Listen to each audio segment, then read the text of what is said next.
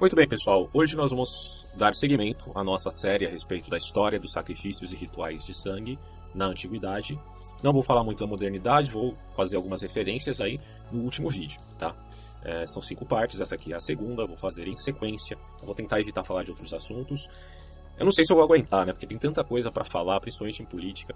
Mas vamos tentar dar uma segurada aí, continuar essa série para finalizarmos de uma maneira assim adequada, né? Para ter aí começo, meio e fim. Eu preparei aqui um esquema com os mesmos slides, e os slides já estavam prontos, como falei para vocês lá no primeiro vídeo. Aliás, é importantíssimo que você veja o primeiro vídeo antes de continuar, tá? Então, não assista essa parte sem ter visto a anterior, certo? Essa aqui é a parte 2. Eu fiz no outro formato, acho que fica mais dinâmico se você usar o Zoom, certo? Fica mais meio parecido com o Prezi, não necessariamente com a mesma sofisticação, mas é o que deu para fazer aí por enquanto, tá bom? Então, eu só coloquei os slides aí todos pareados, ficou mais, acho que fica melhor assim. O outro vídeo eu percebi que ficou meio paradão lá, né? Você passa a imagem, fica parado, você fica falando, não é uma coisa muito dinâmica, certo? Mas dentro da capacidade técnica que esse canal tem, por enquanto, até o presente momento, a gente vai fazer assim, tá? Eu vou trabalhar também com o Google Earth, que eu acho que vai nos auxiliar bastante, certo? Para verificarmos aí alguns mapas, tá certo? Principalmente de algumas regiões aí próximas, como a Escandinávia. A gente vai também verificar aqui a região relativa à Grécia e Roma, Egito e Mesopotâmia. Então, fique ligado aí nesse vídeo que vai ser interessante. Então vamos lá, vamos começar. Vejamos alguns exemplos de culturas que praticaram não só o sacrifício animal, mas também o sacrifício humano. Eu tenho algumas imagens que vocês podem observar aqui. Eu consegui conectar o mouse ao meu celular, então dá para ter essa setinha para nos auxiliar. Esse aqui é de um filme chamado O Homem de Palha, de 1973. Agora eu não estou lembrado se é 73 ou 76, mas é da década de 70. Teve uma refilmagem com o Nicolas Cage, mas não se compara com essa versão, a primeira, mais antiga. É um filme sensacional, recomendo vocês assistirem, já que o tema é sobre questão relativa a sacrifícios e rituais. Esse filme é indispensável, é um filme de terror, mas não é um terror gratuito. É um terror psicológico, então é um dos melhores, assim, é o tipo de filme de terror que eu gosto, sabe, desse gênero. Esse aqui é muito bom, muito interessante. Ele vai falar dos sacrifícios humanos, né? Aqui é uma imagem, provavelmente, ou dos maias ou dos astecas. Tem um filme do Mel Gibson chamado Apocalíptico, também vou dar uma ênfase aí nos próximos vídeos. Muito interessante falar sobre a decadência dos povos maias, né? Então, isso aqui é similar ao que acontecia ali, sacrifícios humanos. Bom, vamos trabalhar com algumas regiões a respeito do que ocorre aí em termos de religiosidade dos antigos. Então vamos falar primeiro da Escandinávia, mais precisamente dos nortenhos. Você tem então alguns países aqui que nós podemos destacar, como a Noruega, a Suécia e a Dinamarca, tá? Então vamos verificar essa imagem aqui de início, que é o famoso Templo de Uppsala. Foi tentado uma expedição arqueológica para encontrar rastros, né, desse templo. Se achou algumas coisas ali, mas não necessariamente a comprovação efetiva de que ele existiu, como é relatado aí na história. Porém, a gente fica aí com um conceito imaginativo dessa xilogravura. Olha só, a antiga religião escandinava provavelmente continha sacrifícios humanos, como relata as sagas nórdicas e historiadores alemães, vide o suposto templo em Uppsala. O templo de Uppsala era um centro religioso da antiga religião nórdica, outrora localizada no que hoje é Gamla Uppsala, na Suécia. Acima temos a xilografura representando o templo de Uppsala, como descrito por Adão de Bergman, incluindo a corrente de ouro. Eu acho que isso é um ponto curioso, né, dessa imagem, uma corrente de ouro que envolvia o templo. Também nós temos aí a imagem do poço e a grande árvore que ficava próxima, então aqui da história de Gentibus Septentrionalibus, de 1555, de Olaus Magnus. Então você veja aqui os detalhes, que interessante. Essa corrente aqui, que supostamente seria de ouro, que estava envolto ao templo. Aqui a grande árvore e provavelmente aqui deve ser o poço, né? Imagino eu. É bem interessante, né, essa situação aqui. Porque nesse templo provavelmente existia sacrifícios humanos, né, de animais. A gente vai ver isso aqui, ó. Aqui você tem um mapa que fala das viagens vikings, tá? Os vikings é desse período entre 790 até 1066 depois de Cristo, então eles não são tão antigos assim, onde eles faziam pilhagens, saques e até uma certa colonização, se é que podemos dizer assim, né? Colonizar alguns pedaços de terra. Então você tem aqui os vikings saindo. Deixa eu só voltar-me ao mapa do Google Earth, que acho que fica mais fácil da gente ver. É claro que aqui é a atualidade, tá? Então tome nota disso. Você tem aqui a região da Escandinávia. Claro que a Escandinávia não são só esses 3 países, tá? Mas, enfim, você tem aqui a Noruega, a Suécia e a Dinamarca.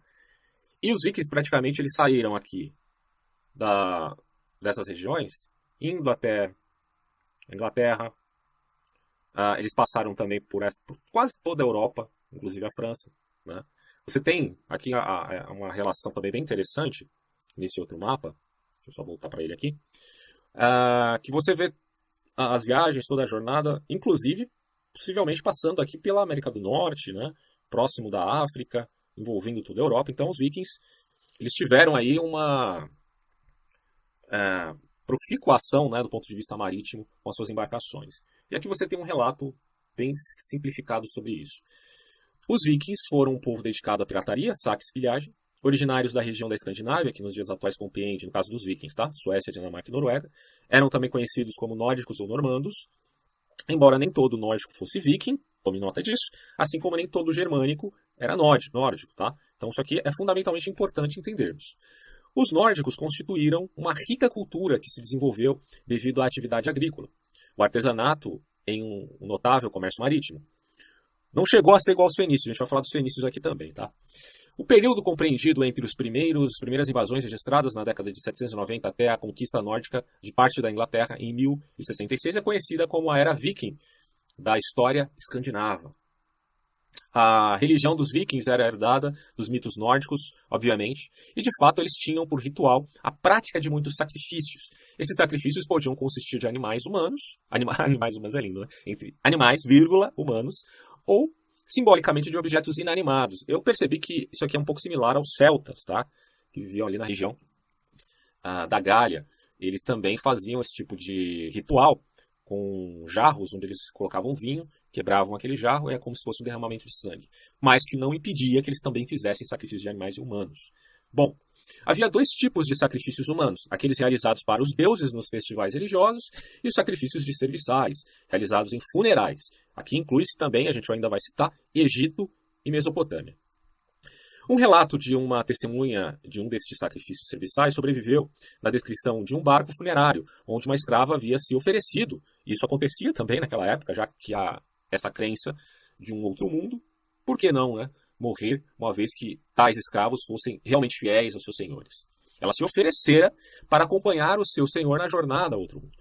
Relatos de sacrifícios religiosos entre os germânicos foram feitos por diversas fontes. Você tem Tácito, Saxão Gramático e o já citado Adão de Berman.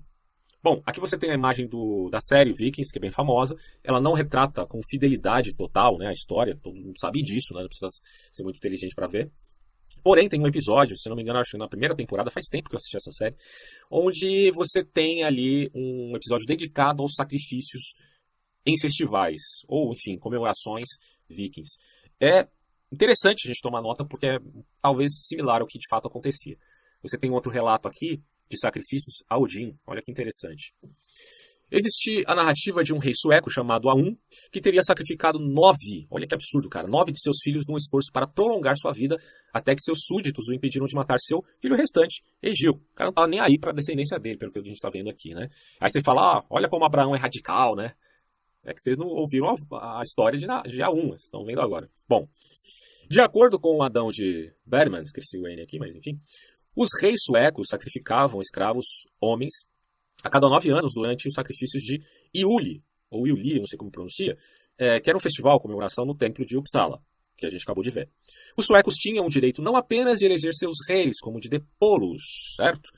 E tanto o rei do Malde quanto o rei Olavo, o Desbravador, teriam sido sacrificados, vejam vocês senhores, após anos de fome. Você vê que não é o mero impeachment que eles faziam nessa época. Imagina se a gente fizesse aqui no Brasil, né? Vamos sacrificar Dilma. Meu Deus, cara, acho que os deuses não aceitariam esse tipo de sacrifício. Né? Imagino eu, né? Enfim. Bom, mas tem mais. Odin, principal deus do panteão nórdico, você sabe que tem Odin, Thor, né? Tem todo o panteão ali dos nortenhos. Era associado com a morte por enforcamento. E uma prática possível de sacrifícios odínicos, através do estrangulamento, encontra apoio nas evidências arqueológicas, como os corpos perfeitamente preservados pelo ambiente ácido do pântano de turva da Jutlândia. Se não me engano, fica lá na Dinamarca, né? Depois a gente vê no mapa isso daí. No qual estas vítimas teriam sido jogadas após serem executadas. Um dos mais notórios exemplos é o homem de Toulon da Idade do Bronze. No entanto, não existem relatos escritos que interpretem de maneira explícita a causa destes estrangulamentos, que podem ter outras explicações, como uma forma de pena capital. Então é isso. É o que a gente pode falar por enquanto dos vikings, tá? Só que os vikings estão lá na frente. Vamos falar de um povo mais antigo. Já perceberam que eu não segui uma certa cronologia aqui, mas não tem problema. A gente vai falar agora dos minoicos, que foram depois dominados pelos micênios. Mas os minoicos, eles tinham ali uma tradição muito rica, né? E era um povo, do ponto de vista tecnológico, claro, em relação à antiguidade, né? Muito avançados. Tanto é que alguns dizem que aquela Atlântida citada pelo Platão se referia, na verdade, à ilha de Creta. Mas, enfim, aqui a gente vai tratar mais especificamente da religião dos minoicos. Mas primeiro vamos dar uma referência aqui no mapa. Vocês estão vendo que a Grécia está aqui, Atenas está aqui e Creta está aqui. E você tem a região de Knossos, onde existia o Palácio de Knossos, tá? Que, por assim, curiosidade, você tem uma serpente e uma árvore. Eu não sei se vocês notaram, mas isso lembra muito Gênesis, né? Não sei exatamente qual a relação que há, mas é bem curioso a gente ver essa... É porque, na verdade, não os micênios, mas os minoicos, eles tinham uma certa adoração por alguns animais, ou reverência, seja lá como você queira interpretar isso. Dentre eles o touro, como um animal forte e feroz, também a serpente, tá? Isso vai ser citado aqui, ó, na quesito de religião minoica. Mas vamos ver o período primeiro. Essa civilização surgiu durante a Idade do Bronze. Lá no primeiro vídeo eu expliquei sobre a Idade dos Metais. Então, se você não assistiu lá, assiste primeiro para ver esse aqui. Ou então, se você já fez o ensino médio, você deve saber disso também, né? Bom, em Creta, a maior ilha do mar Egeu, e floresceu aproximadamente entre os séculos 30 e 15, aproximadamente lá 3.000 a 1.500 anos antes de Cristo. Então é muito antigo isso aqui, muito antes de Platão. E foi redescoberta somente, vejam que coisa, somente no século XX, que acharam as ruínas do templo. É muito interessante, cara. Para quem gosta de história, né? Enfim, se deleita com esse tipo de descoberta. A religião minoica, obviamente da civilização minoica, da Idade do Bronze de Creta, era muito curiosa. Os estudiosos modernos a reconstruíram quase totalmente com base em restos arqueológicos e não necessariamente em textos. Considera-se que a religião minoica está intimamente relacionada às religiões pré-históricas do Oriente Próximo, e sua divindade central é geralmente aceita como uma deusa, e não um deus. Bem curioso isso. Os símbolos sagrados minoicos proeminentes incluem o touro e seus chifres de consagração, o labris, que é um machado de duas cabeças, e a serpente. Então você tem aqui uma outra imagem, bem clara, referente a alguns festivais com touros, o que lembra um pouco as touradas atuais, né?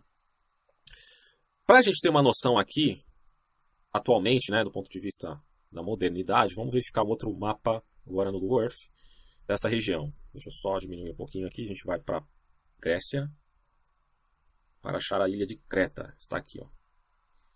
Vamos ver mais ou menos a distância que há entre Atenas e Creta, só para ter uma noção aqui. Deixa eu só medir. Vamos fazer uma medição aqui básica. É aproximadamente 300 quilômetros. É que aqui eu não sinalizei muito bem, né? Deixa eu ver aqui. Vamos colocar em Atenas.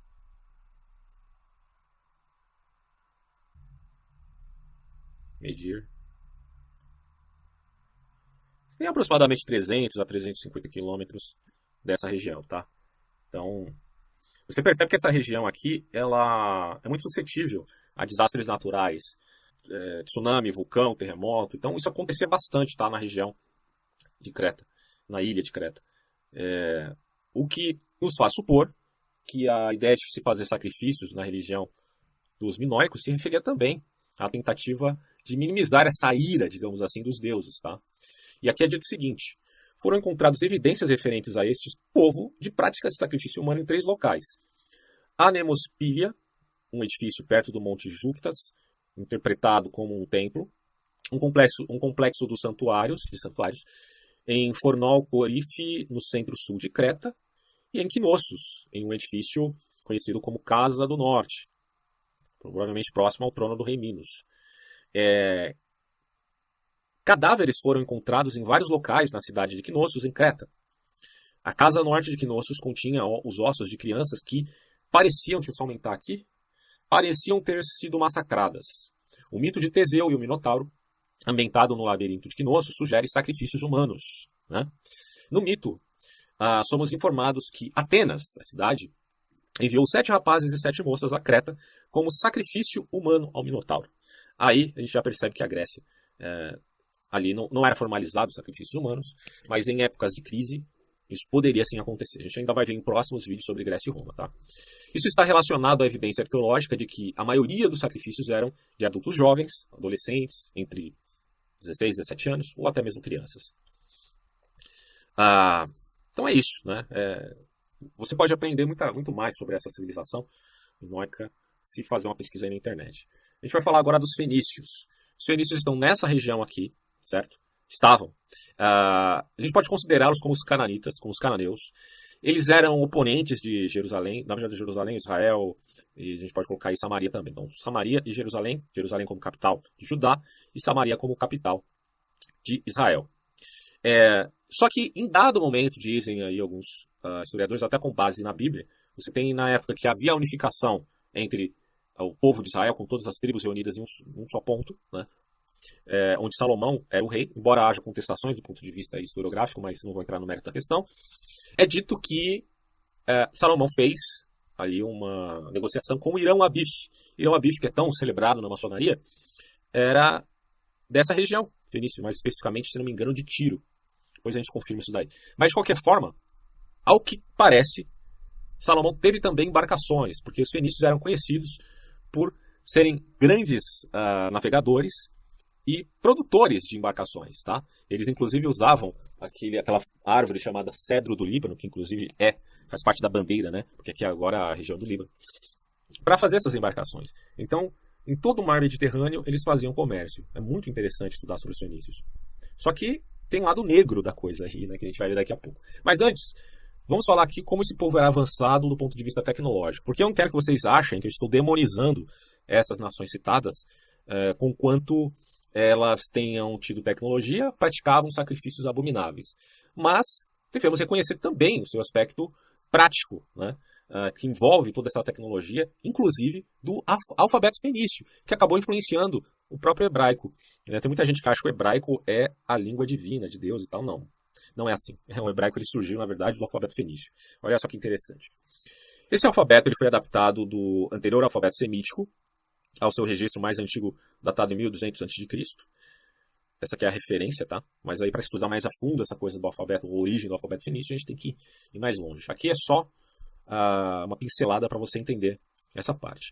O sistema deriva da escrita proto-sinaítica, proto-cananeu, por sua vez derivada dos hieroglifos egípcios ou da pictografia cretense. Então você já percebe que em Creta existia uma certa pictografia, né, que eu estou entendendo aqui. A inovação do alfabeto fenício está em sua natureza puramente fonética, tá? Na qual cada símbolo representava um som, que exige a memorização de apenas alguns caracteres, e não aquela enorme quantidade de símbolos que você tinha na logografia hieroglífica ou até no sistema de cunha, né, na Mesopotâmia, ali dos Sumérios, né, que era um sistema cuneiforme.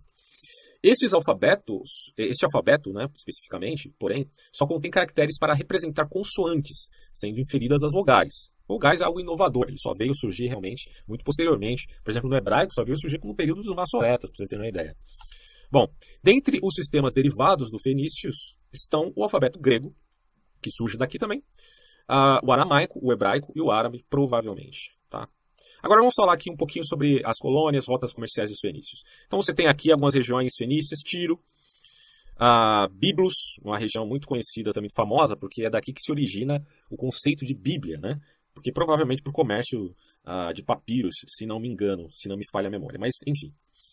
Próximo da região da Síria aqui, Damasco também. Então, você percebe que era muito próximo da Palestina. E aí você tinha comércio de escravos, cerâmica, cereais, metalurgia, vidro, papiro, sal, têxteis, roupas, marfim, ouro, prata, cobre, estanho, chumbo, madeira, enfim. Então você percebe aqui que na área verde é a área de expansão comercial fenícia. Você tem então as rotas comerciais, as cidades fenícias que estão aqui, né? Situadas, Sidom, né? Também está incluído. E as principais colônias que vão surgir um pouco depois. Que a gente vai ver as colônias também fenícias, principalmente em Cartago, que deu tanto trabalho para Roma. Para quem não conhece a história, vai pesquisar que é muito interessante. Bom, por causa do largo alcance de seu comércio, os fenícios desenvolveram, tidos como povos do mar, desenvolveram diversas colônias em diferentes partes do mar Mediterrâneo. Essas colônias foram criadas com o objetivo de ter acesso permanente a novas mercadorias e a novos mercados consumidores dos produtos produzidos pelos fenícios. A colônia de maior sucesso dos fenícios foi nada mais nada menos do que Cartago, que chegou a rivalizar com o poder do Império Romano alguns séculos depois. Teve, se eu não me engano, grandes batalhas ali, onde, enfim, os romanos vencem Cartago. Só não venciam no ponto de vista das guerras marítimas, mas em terra os romanos eram superiores. Mas aqui o enfoque é a religião dos fenícios, que era tão obscura e que fez com que eles se tornassem adversários dos israelitas. Olha só. O conhecimento dos historiadores sobre a religião dos fenícios é extremamente limitado. Isso aqui em relação à religião, não à região e aos costumes, tá? Mas a religião propriamente dita. Uma das principais fontes é a Bíblia, que traz uma visão extremamente negativa da religião praticada pelos fenícios. Aliás, deixa eu só fazer um parênteses, eu assisti vários documentários sobre o fenício, principalmente em inglês, e alguns denotam que há uma certa disputa, uma polêmica entre historiadores, arqueólogos, etc. e tal, especialistas na área, que dizem que, por um lado, pode ser que os fenícios realmente praticassem os sacrifícios humanos, que são ressaltados ali por historiadores romanos, ou até antes, né, pela Bíblia, em relação aos israelitas, informando isso. Só que outros dizem que esses sacrifícios, na verdade, representavam apenas sítios onde eles enterravam as crianças, porque a mortalidade infantil na antiguidade sempre foi muito alta, muitíssimo. Só que há muitas controvérsias quanto a isso, tá? Do ponto de vista de plausibilidade, provavelmente esses sacrifícios realmente aconteceram, principalmente de crianças sacrificadas àquela entidade chamada Moloque ou a Baal, um dos dois. A gente ainda vai ver alguns deuses aqui que os fenícios adoravam, vocês vão ver. Fizeram alguns testes na arcada dentária, né, que foram encontradas ali naquelas regiões. Também se encontraram naquelas regiões ali pedaços de ossos, né, de fósseis animais, junto com fósseis de criança, o que dá a entender que havia esse sacrifício, tanto de animais quanto de crianças. E chegaram até a fazer pesquisas com DNA, possível DNA que fosse encontrado ali é bem difícil, né, porque eles eram queimados, mas conseguiram e descobriram que boa parte daquelas crianças, contradizendo, inclusive, a hipótese, que poderíamos dizer que se refere aí a sacrifícios humanos, eram de meninas e não de meninos. E a gente sabe que na antiguidade os sacrifícios eram feitos com o primogênito macho e não com as meninas, né, que, enfim, eram tidas ali com outro papel na sociedade. Agora o que acontece é que, possivelmente, ainda que isso sirva como uma contraprova aos sacrifícios humanos, é que os fenícios, eles não, vamos colocar assim, os cananeus, né, eles não liberavam ninguém. Se tivesse que sacrificar as meninas, eles o faziam também. Então tem que ter uma pesquisa mais efetiva quanto a isso para você saber realmente qual é a quantidade de meninas e meninos nos sacrifícios, ou, enfim, naqueles sítios onde há os fósseis dessas crianças. Mas outro detalhe importante que a gente nota ali é que crianças entre 6 meses aproximadamente até 6 anos de idade, que são muito novas. E outro ponto, né, não posso esquecer de falar isso também, é que a arcada dentária demonstrou que a maioria delas eram saudáveis, o que já favorece a hipótese de sacrifícios humanos. Mas vamos ler a referência aqui para ficar claro. O conceito dos historiadores sobre a religião dos fenícios é extremamente limitado. Uma das principais fontes é a Bíblia, que traz uma visão extremamente negativa da religião praticada pelos fenícios. Os fenícios eram politeístas e alguns de seus deuses eram El, da montanha, o Altíssimo, o Senhor de Dias, etc. Mas o conceito, o termo El, ou Il, é mais voltado à significação de divindade, né? Elohim surge daqui. Os deuses, Elohim. Então essa ideia era de divindade. Então Astarte poderia ser um Elohim, Baal e todos os outros, incluindo até o deus dos hebreus. A gente vai ver isso no próximo vídeo para ficar bem claro. Mas, enfim. El, Astarte, Baal, Yan, deus dos mares. Inclusive, se não me engano, nas embarcações fenícias tinha a cabeça dessa figura, né? Que era o deus dos mares. Melkarte, Dagon, outro deus marinho, metade peixe, metade homem, que era dos filisteus principalmente. Moloque, alguns dizem que Moloque e Baal era a mesma figura, outros não, mas é uma questão aí a se verificar. Cada cidade-estado da Fenícia possuía um deus patrono diferente com um templo dedicado a ele. Os templos eram administrados por sacerdotes que possuíam também uma importância grande em sua sociedade. Então os fenícios não estavam muito preocupados em fazer um império. O que eles queriam é ter a liberação, fazer o comércio, né, marítimo e ter liberdade para tal. Os fenícios também veneravam seus deuses em locais como florestas e montanhas. Ainda mais quando se fala de sacrifício, pense em bosques. Geralmente tem essa vinculação aí. A adoração dos deuses fenícios tinha como prática, supõe-se, o sacrifício humano. Mas supõe-se que foi meio gratuito da minha parte, porque sim, de fato, eu não tenho dúvida que existia, mas porque são muitos relatos, né, cara? Mas enfim, há quem duvide. Realizado em altares sacrificiais de pedra. Em adoração a deus Astarte, porém, sacerdotisas praticavam a prostituição sagrada, a famosa prostituição vinculada a uma deusa. Então você tem uma embarcação fenícia aqui, e você tem um sacrifício a Moloque de uma criança, que era lançada ao fogo. Aqui você tem um mapa de algumas cidades muito importantes dos fenícios, Biblos, Sidom, Tiro, próximo ali de Chipre também. Você tem aqui a Sabrata, Cartago, Tinges, Gades, são regiões que os fenícios, principalmente em Cartago, né, que eles fizeram ali tem toda uma história por trás disso, obviamente, né? Se você quiser pesquisar aí, a gente não vai falar disso agora, porque a ênfase é nos rituais. Os fenícios de Cartago tinham, que é dessa região aqui, tá? Os fenícios colonizaram parte dessa região. E acabaram dominando. Né? Tinham a reputação de praticar os sacrifícios de crianças. E embora... Vamos ver no mapa aqui como está essa região agora. Só pra gente ter uma noção, né? Deixa eu diminuir um pouquinho aqui. Então tá mais ou menos aqui, ó. Você tem atualmente o Líbano, cidade aqui de Damasco, Haifa. Vou aumentar um pouquinho. Região da Cisjordânia, né? E olha só, Israel e Jerusalém continuam aqui. Depois de mais de 2.000, quase 2.500 anos, Israel e Jerusalém continuam aqui. Interessante isso, né?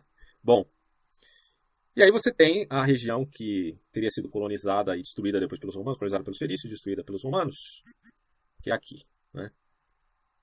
Olha só. Está mais ou menos ali na região da Tunísia, né? Bom, enfim. Vamos voltar aqui para continuarmos.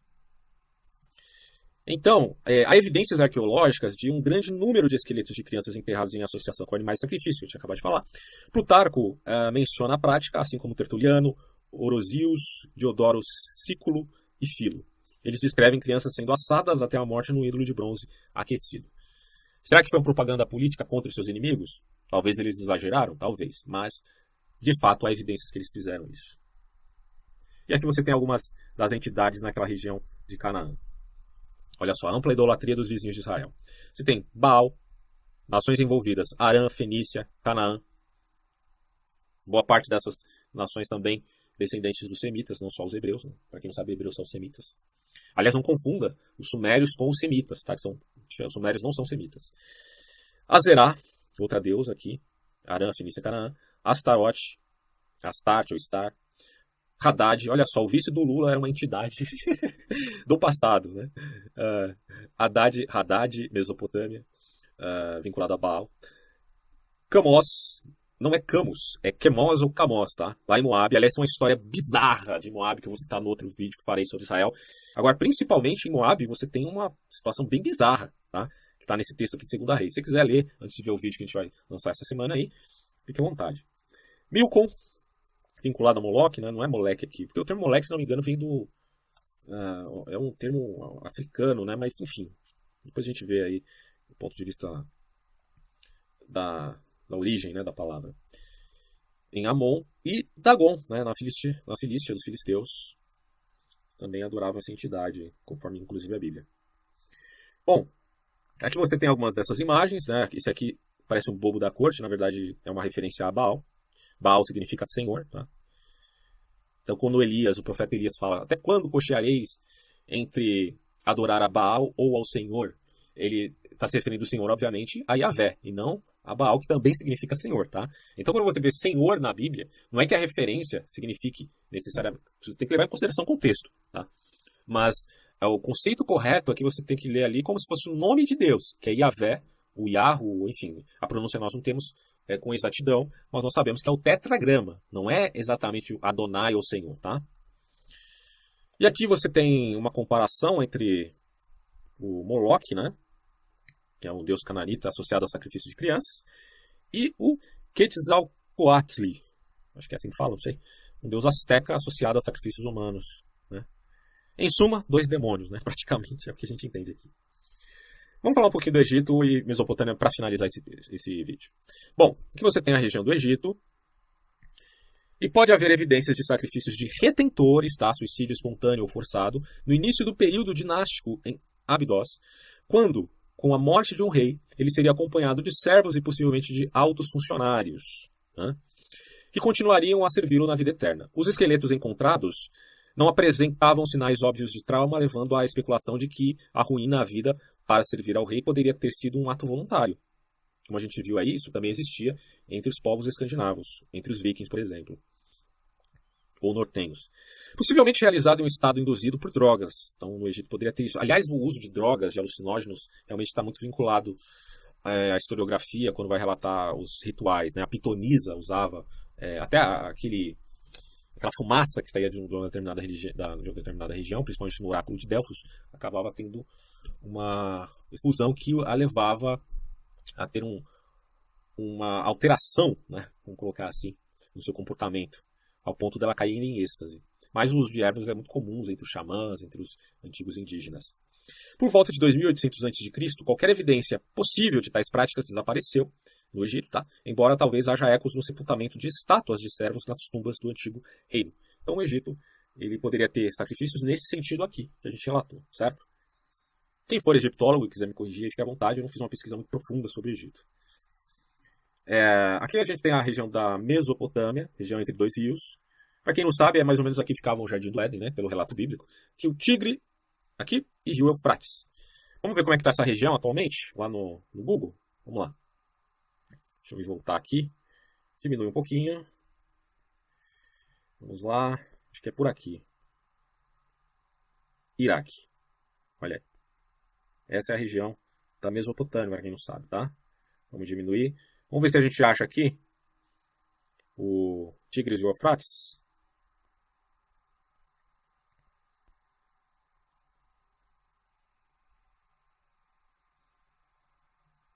Será que é aqui?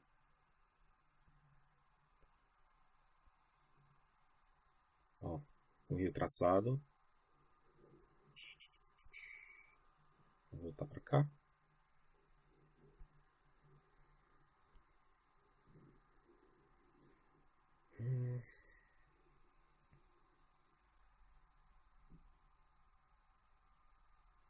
Ó, aqui mais ou menos é onde ficavam os sumérios, né? E aí você tem o Tigre e o Eufrates. Mais ou menos aqui.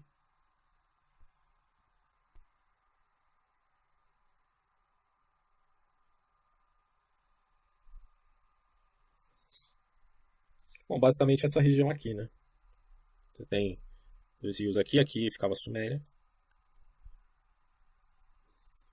Então é basicamente aqui.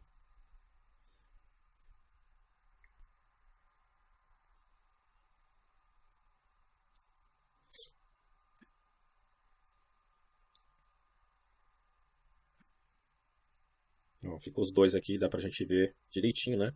A região aqui e a região aqui, ó. Tá? É que esse mapa ele tá meio... a imagem não tá quadriculada aqui, mas é mais ou menos essa região aqui, ó. Iraque, Mesopotâmia, tá? Então, basicamente é isso. Os sumérios ficavam mais ou menos nessa região aqui, ó. Bom, e o que acontece com os sumérios? Em geral, na Mesopotâmia, tá? Os sacrifícios de retentores era praticado dentro dos túmulos reais da antiga Mesopotâmia. Presumiu-se que cortesãos, guardas, músicos, criados e noivos cometeram sacrifícios, ou suicídio, aliás, suicídio, né? Ritual, ao tomar veneno, como acontecia no Egito, talvez. Né? Um novo exame de crânios do cemitério real de Ur, descoberto no Iraque há quase um século, parece apoiar uma interpretação mais horripilante dos sacrifícios humanos associados a enterros de elite na antiga Mesopotâmia, do que havia sido reconhecido anteriormente. Os atendentes do palácio, como parte do ritual mortuário real, não receberam dosagens de veneno para encontrar a morte serenamente. Em vez disso, eles foram mortos por instrumentos afiados, como um pique enfiado em suas cabeças. É uma morte bem sutil. Né? Além disso, como Abraão, considerando uma figura histórica, a gente considera que sim, mas há muitos que duvidam, vivia em Ur dos caldeus. Tanto que, quando se falava de Ur, antes das descobertas das ruínas dessa cidade, muita gente dizia que Ur nunca existiu, que era invencionice da Bíblia, não sei o quê. Aí, não é que me encontram, né, a cidade de Ur, e aí, todo mundo, até especialistas, né, historiadores críticos falavam que a Bíblia inventou isso, está errado, tiveram que dar o braço a torcer. Ur existiu, né, e foram encontradas suas ruínas. E, embora a contragosto, no caso de Abraão, não achou completamente absurdo o pedido de Deus quanto a sacrificar Isaac, né? Indiretamente parece correto pressupor que a prática dos sacrifícios humanos não eram tão incomuns na época de Abraão, certo? Onde havia ali os povos, os sumérios, os semitas, nesse período. Então, possivelmente, existiu sacrifícios humanos, uma vez que o pedido de Deus a Abraão, obviamente, o assustou profundamente, mas ao mesmo tempo, me parece que não ao ponto dele dizer isso é muito incomum. Tá? E aí, o próximo vídeo a gente vai falar sobre Israel. Será que Israel teve sacrifícios humanos? A gente vai ver, tem alguns textos bem cabulosos na Bíblia que dão a impressão que sim, tá bom? Então é isso. Finalizo este vídeo por aqui e até a terceira parte da nossa série sobre sacrifícios e rituais de sangue. Até mais.